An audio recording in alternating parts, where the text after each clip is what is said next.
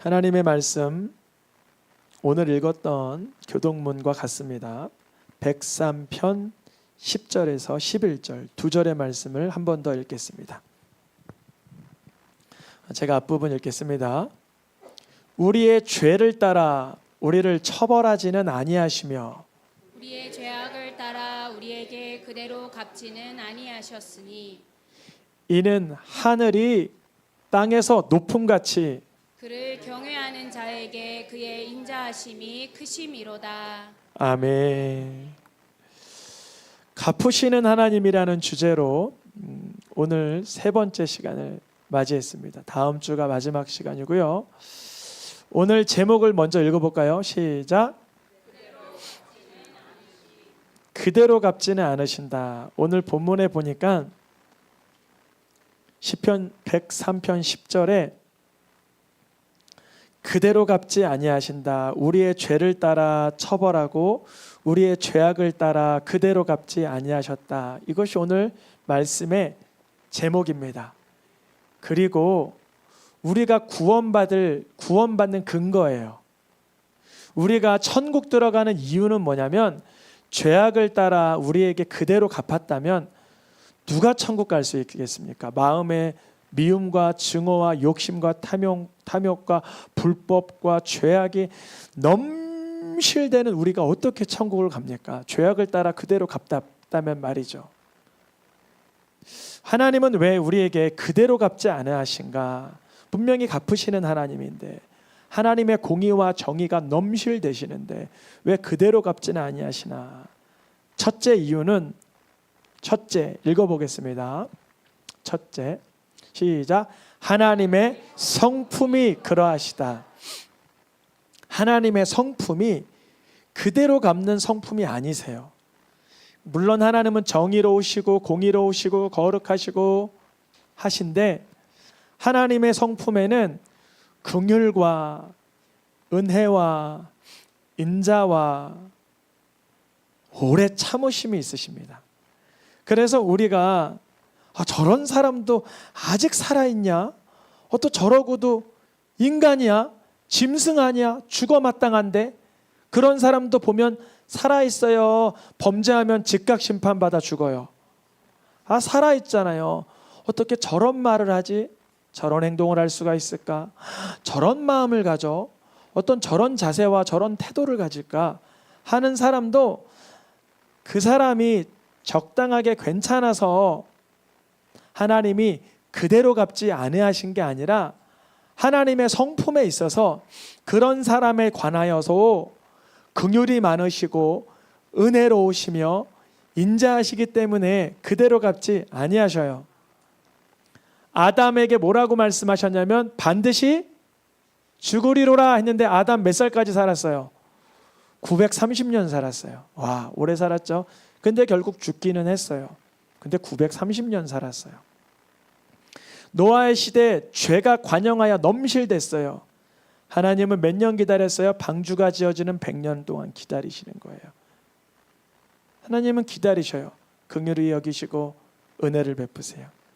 아브라함을 부르시고 그가 아들을 얻어 하나님을 경외하는 자로 인정받기까지 수십 년을 그의 믿음의 성숙을 기다려주셨어요.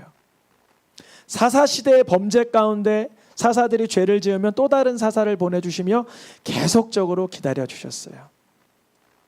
이스라엘의 첫 번째 왕 사울이 그렇게 죄를 짓고 하나님의 말씀을 버려버리고 교만하게 경거망동하지만 하나님은 그를 왕위에서 폐위시키지 않고 그의 40년 인생이 왕위에 머물러 있도록 허락하셨어요. 그대로 갚지 않았다는 거죠. 그대로 갚지 않는 저 사람이 왜 그대로 갚음을 받지 않을까? 그 이유는 그 사람의 태도 때문에가 아니라 누구 때문에? 하나님의 성품으로 인하여 그러한 거예요. 우리도 깨달아야 돼요. 하나님의 성품이 참으로 탁월하시고 훌륭하시니까 내가 여지까지 살아있지.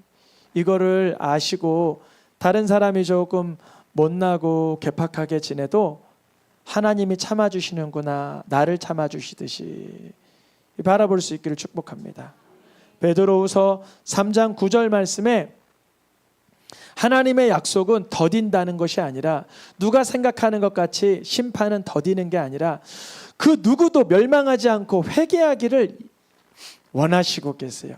그가 우리가 보기에는 괘씸하고 추악하고 괴팍하고 어떤 저런 인생이 있을 수 있나 그러지만 그때 죽으면 뭐예요? 정말 지옥 가는 거죠. 멸망이죠. 그 사람이 삶으로도 지옥을 살았지만 죽어서도 지옥이잖아요. 그러니까 하나님은 그 영혼이 멸망하지 않기를 기다리고 계시는 거예요. 오래 참아주고 계시는 거예요. 하나님 성품 때문에. 그러니까 하나님의 반전은 언제 일어날지 몰라요. 오래 참아준 사람은 다른 사람을 또 오래 참을 수가 있어요. 누가 제일 오래 참을 받았어요? 하나님께? 사도 바울. 하나님이 나에 대해서 오래 참으신 건 다른 구원받을 자를 위한 본이 되기 위해서 그렇게 하셨다라고 써 있어요. 여러분, 하나님이 나 50년 이상 참으신 분 있으세요? 예수님 믿은 지 태어나고 50년 뒤에 믿으신 분, 70년 기다리신 분 있어요? 어떤 분은 90년 기다리실 수도 있어요. 하나님이 90년 동안 죄를 험악하게 지어가는 60년, 70년, 80년, 90년 인생 가운데 하나님이 기다리시는 거죠. 회개하라. 하나님의 은혜를 깨달으라. 영혼의 멸망을 받지 말아라. 그러시는 거예요. 그런데 성경에 보면 그대로 갚으라 이런 말씀이 있기는 해요. 레위기 말씀에 읽어보겠습니다. 갚을지라 그대로 그렇게 할 것이며. 하나님은 왜 그대로 갚지 않으면서 우리한테 왜 이거 나쁜 거 가르치나 그럴 수도 있어요. 왜 그대로 갚으라 그러나? 이런 거예요. 사람은 성품이 복수심, 증오심, 죄성으로 인하여 눈을 핥힌 사람은 눈만 가서 핥히고 싶어요? 다 뜯어주고 싶어요. 여러분, 우리가 눈에는 눈, 이에는 이, 남에게 상처를 입힌 거기까지만 그렇게 할 것이라는 하나님의 말씀이 왜 주어진 거냐면 인간은 보복심에 의하여 더 많은 것을 안 갚음해버리고 싶은 성품이 있어요. 하나님 같지 않기 때문에. 하나님은 그대로 갚지 않으시는 성품이지만 우리 인간은 어떻게 하고 싶은 성품이요? 그냥 2배로 갚아주고 싶어요. 어떤 사람은 2배도 안 된대요. 10배로 갚아주고 싶대요. 그게 우리의 심보예요. 하나님은 우리의 마음을 아시기 때문에 죄악에 번지는 것을 방지하려고 제한을 걸어두신 거예요. 궁극적으로 레위기에는 그대로 갚으라고 써있지만 성경 전체에는 갚으라고 써있지 않아요. 성경 전체의 원리는 하나님께 맡기라고 써있어요. 그런데도 불구하고 갚고 싶다면 거기까지만 갚으라는 거예요. 둘째, 하나님은 우리에게 왜 그대로 갚지 아니하신가? 2번째 읽어보겠습니다. 시작. 우리의 체질과 허망을 아신다. 첫째는 뭐 때문에 그렇다고? 하나님의 성품 때문에. 이게 제일 중요한 거죠. 하나님의 성품이 마귀 사단 같았으면 우리는 다 응징당에 마땅하죠. 근데 하나님의 성품은 선하시고 인자하시고 은혜로우시고 오래 참으시기 때문에 그대로 갚지 않으시는 거예요. 멈추시는 거죠. 기다리시는 거죠. 2번째, 그러한 하나님이 우리를 보시니 우리의 상태가 어때요? 우리의 체질이 흙으로 지어진 허망한 인생이라는 거예요. 하나님이 심판하는 순간 끝인 거예요. 풀과 같고 들의 꽃과 같고 야고보 사도와 베드로 사도가 말하기를 안개와 같고 풀과 같고 풀의 꽃과 같은 인생. 우리의 체질과 우리의 허망함을 주님이 아셔서 대기 모드로 기다려주시는 거예요. 지금 살아서 우리가 기동력이 있는 것 같지만 하루도 멀지 않아 우리 삶에 죽음이 내 옆에 있음을 발견하는 때가 있어요. 저도 그래요. 살아오면서 몇 번의 죽음의 순간을 경험하면서 그때가 물에 빠졌든지 목이 꺾였다든지 어떤 어려움이 사건이 있을 때마다 아, 인생은 너무나 풀의 꽃과 같고 들의 풀과 같이. 야고보 사도 뭐라고 말해요? 야고보 4장 11절에 안개와 같이. 아침에 자욱했던 안개가 해가 비치니 사라지잖아요. 우리의 육체가 그러다는 거예요. 우리의 영혼이 그러다는 게 아니고요. 육체가요. 육체는 풀의 꽃과 같이 하루 사이에도 마르고 떨어져요. 우리는 그런데 육체를 위하여 삽니다. 그러니까 하나님은 그걸 알려주고 싶은 거예요. 육체가 전부가 아니다. 살덩이와 뼈가루가 전부가 아니다. 알려주시는 거예요. 세 번째 이유, 하나님이 우리에게 왜 그대로 갚지 않나 중요하죠. 읽어보겠습니다. 셋째, 심판을 받아 살아남을 자가 없다. 우리 여기 누가 제일 어리죠? 뭐 이든이가 제일 어릴까요? 뱃속에 아이도 있죠. 뱃속에 아이도 있으니까 가장 어린 아이. 근데 그 아이도 태어나면서부터 항상 악하다라고 성경은 말하고 있어요.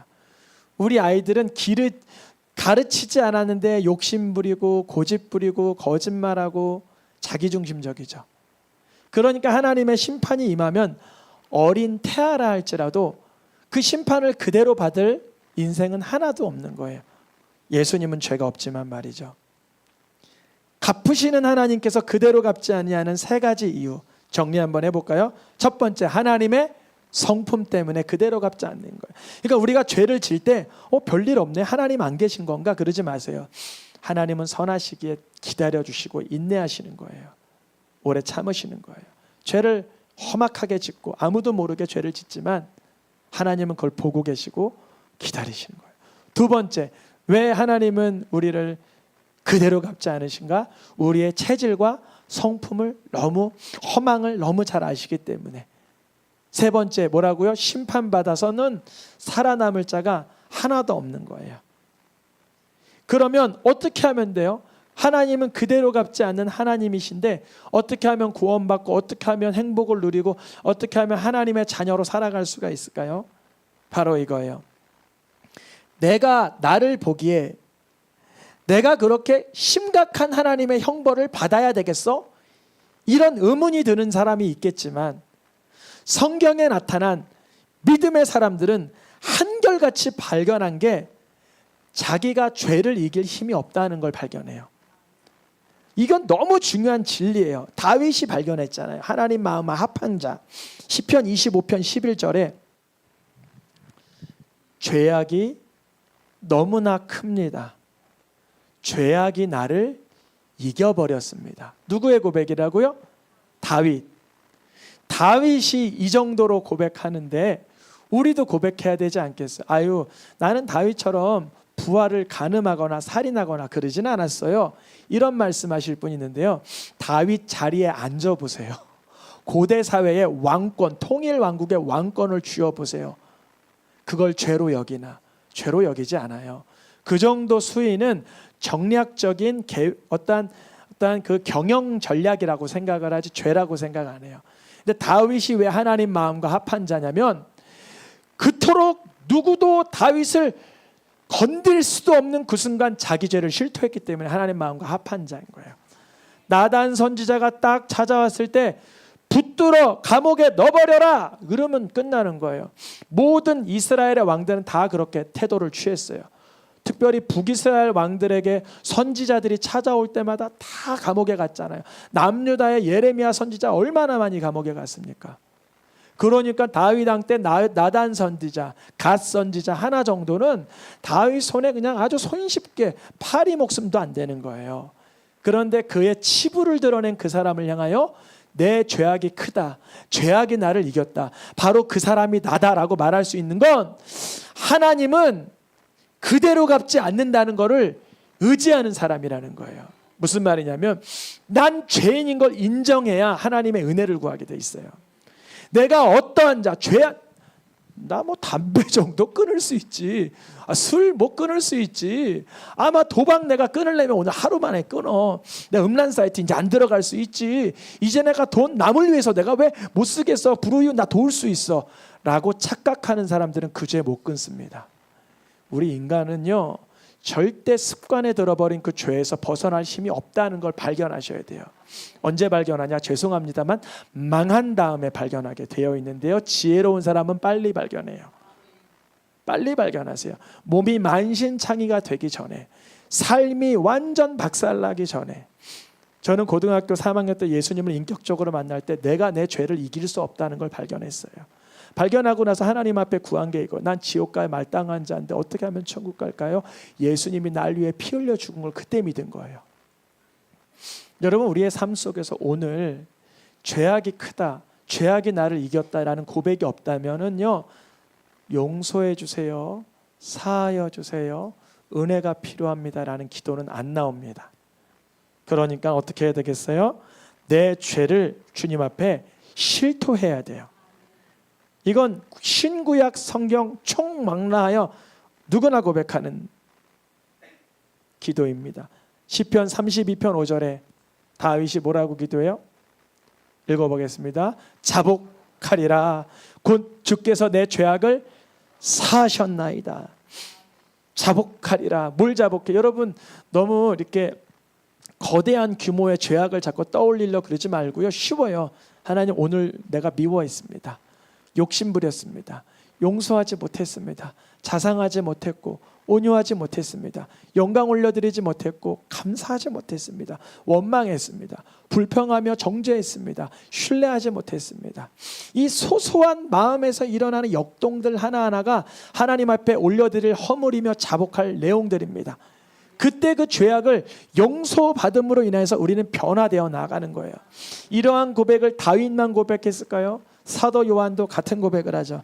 읽어보겠습니다. 요한 1장 9절입니다. 자백하면 우리 죄를 사하시며 우리 모든 불의에서 깨끗하게 하실 것이요. 하나님께서 그대로 갚지 않는 이유는 뭐냐?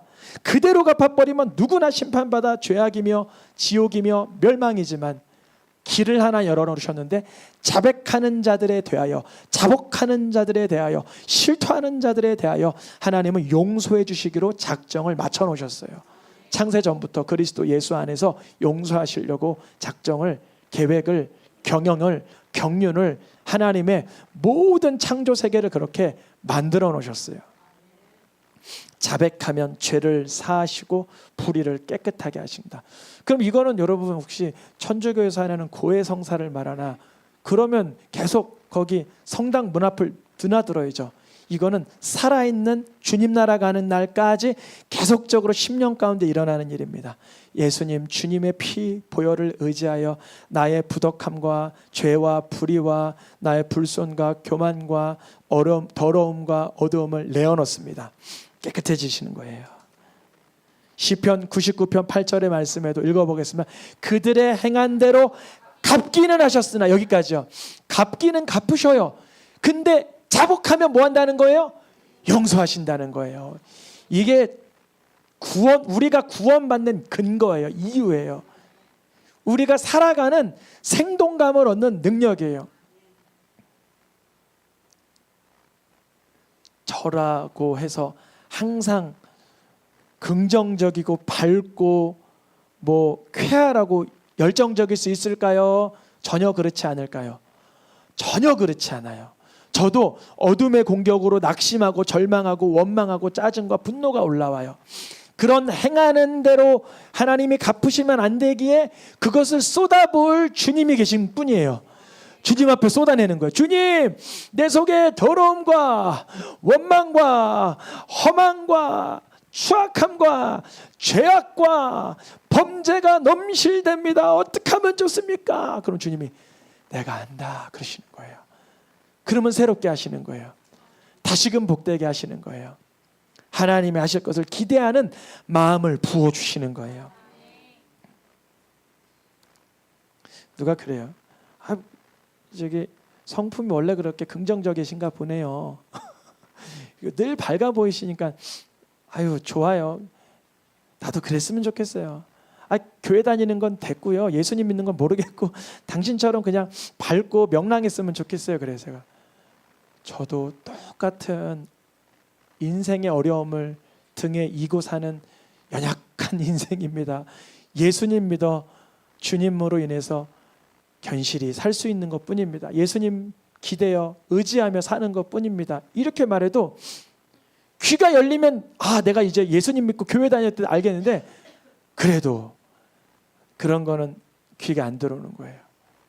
여러분, 예수님을 신뢰하면, 예수님을 의지하면, 주님의 이름을 부르면 그가 행한 대로 아프다가도 주님이 복되게 하시는 거예요. 그래서 성경에서는 이 두 가지를 아주 중요하게 문맥에 같이 놓는 경우가 허다한데, 어떤 문맥인가? 우리 죄를 사하여 준 것 같이 저도 사하며 살겠습니다. 너도 사하며 살아라. 내가 너를 용서해 준 것처럼. 비판하지 말라. 비판하지 안 받을 것이요. 정죄하지 말라. 정죄받지 않을 것이요. 누구의 죄든지 사하래 주어라. 이런 성경의 글귀가 왜 그렇게도 많이 나오냐면, 그대로 갚으시지 않는 하나님을 만났다는 증거는 용서의 삶으로 나타나게 되어 있어요. 맛있는 음식을 먹고 나온 사람은 그 얼굴에 행복감이 있는 것처럼, 하나님의 은혜를 맛본 사람은 나에게 핍박과 역경과 어려움을 준 대상에 대하여서 불쌍히 여기는 마음을 전수받게 됩니다. 그게 자생적으로 나오진 않아도 주님이 나를 용서하신 사랑을 그리워하며 그런 능력이 부어지기를 간절히 사모합니다. 그게 바로 에베소서 4장 32절 말씀이죠. 핵심적으로 읽어보겠습니다. 하나님이 그리스도 안에서 너를 용서하신 같이 하라. 하나님이 그리스도 안에서 그대로 갚지 않는 이유는 예수님이 날 위해 십자가에 죽으신 사건 때문에 그러한 거 아니냐. 그러니까 친절하게 살아라. 불쌍히 여기며 살아라. 용서하며 살아라. 이게 잘 되시는 분, 나는 항상 친절하다. 나는 늘 다른 사람을 불쌍히 여긴다. 나는 언제나 내 뺨 때린 사람도 용서할 수 있다. 없죠. 그런 사람이 어디 있겠어요. 그런 사람이 없기 때문에 예수님이 이 땅에 오신 거예요. 예수님은 뺨을 맞아도 욕하지 아니하시고, 침뱉음 당하셔도 거기에 반하지 아니하시고, 창을 찔러도 그들을 모욕하지 아니하시고, 그를 거짓으로 고소해도 그들을 위하여 구원을 외치신 주님. 그러니까 예수님이 기적인 거예요. 예수님 말고는 세상에 물질적인 기적이야 물론 놀랄만한 일이긴 하지만 영혼의 구원과는 관계없을 수도 있어요. 예수님이 죄인들을 향하여 그대로 갚지 아니하신 그 사랑. 다윗도 죽기 전에 아들에게 야 가만두지 마 하고 죽었다 그랬잖아요. 그래서 솔로몬이 요압도 죽이고 누구죠? 시므이도 죽이고 다 죽였다 그랬잖아요. 친절하고 불쌍히 여기며 용서하는 분은 예수 그리스도밖에 안 계신 거예요. 그러니까 하나님이 우리에게 그대로 갚지 않는 이유는 뭐냐면, 모든 80억 인구 수천 년 역사 중에서 어떤 죄인도 직결 심판에 넘어가지 않았던 이유는 뭐냐면, 예수님의 피의 대속의 은혜가 머물렀기 때문에 그래요. 우리의 삶 속에서도 주님, 하나님이 나를 그리스도 안에서 용서하신 같이 친절하며 불쌍히 여기며 용서할 능력을 부어주시옵소서. 근데 그렇게 살지 않아요? 예수님을 믿는데 내 마음대로 내 뜻대로 내 멋대로 살아요? 오늘의 마지막 말씀, 긍휼히 행하지 아니하는 자에게는 그대로 갚아주는 심판이 있으리라. 이게 엄청난, 이게 우리에게 경계심을 주는 말씀인데, 이거를 우리가 하찮게 여길 때 있어요. 어떻게 여기냐면, 나는 예수님께 긍휼을 받아야 되지만 내가 다른 사람에게 긍휼을 쏟는 건 제한을 해버리는 거예요. 내가 저 사람에게 얼만큼 내가 용서하고 참고 인내해야 되나? 적당히 하자. 내가 뭐 그렇게 힘 있는 자도 아니고 얼만큼 내가 용서하고 긍휼을 베풀어. 그러면 그마만한 사이즈의 심판이, 지옥 간다는 얘기 아니에요. 그마만한 사이즈의 심판이 이 땅 가운데 나에게도 인과응보의 원리처럼 일어난다는 거죠. 그런데 예수 그리스도의 사랑에, 그분의 은혜에 내가 사로잡히고 능력을 받아 긍휼히 여기는 자는 복이 있나니 그들이 긍휼히 여김을 이 땅에서도 누리는 거예요. 이 땅에서도. 천국 가서 아이고 너 힘들었지 이것만 상상할 것이 아니라 이 땅에서 예수 그리스도의 사랑으로 누군가는 긍휼히 여기려고 할 때, 누군가는 불쌍히 여기려고 할 때, 누군가는 용서하려고 할 때 긍휼히 여김을 받아 누리는 삶이 발생한다는 것입니다. 시간 찬양하며 기도하겠습니다.